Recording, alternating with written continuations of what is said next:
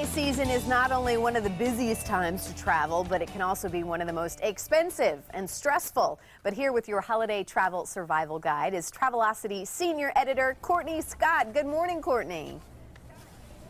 Good morning, Carly. So it is true. Everybody's either on the roads or flying. They're all traveling around the holidays. What are your pointers? What do we need to keep in mind? I know we all want to save money too, but it does get expensive this time of year. It does. Well, first of all, be as flexible as you can with the days that you're traveling. Avoid peak travel days. For example, it's going to be cheaper to fly on Christmas Day itself or on Christmas Eve as opposed to December 19th, which is one of the most expensive days to depart for your holiday vacation. So keep that in mind. Flying on the holiday itself is also a great way to avoid the stress of a busy airport. It's typically quite empty on that day. So that's another key thing. Now, it's also important to get to the airport with lots of extra time, especially during the holidays. So leave time for finding a parking spot, getting through TSA security, getting to your gate. I recommend 2 hours for domestic travel and 3 hours or more for international travel. That's one way to just avoid the stress of rushing at the last minute. Now talk about the days of the week, because sometimes I've heard that sometimes you can find better deals online on certain days of the week. Is that what you guys find as well?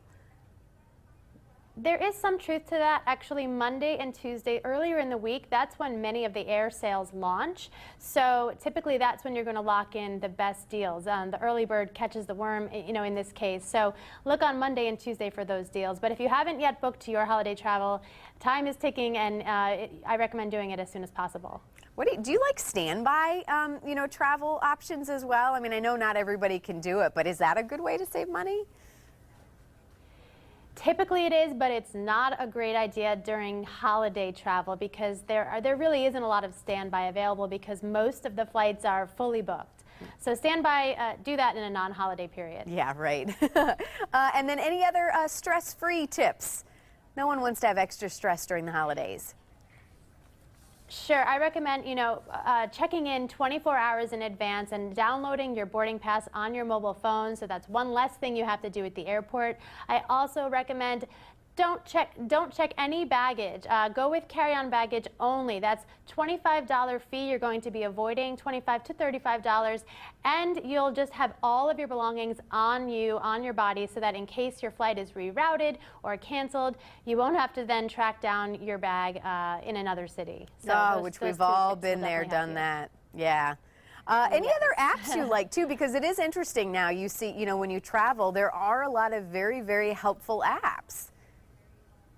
There are indeed. FlightAware is a fantastic app to help you track your flight real time and give you a sense of how late your flight actually will be.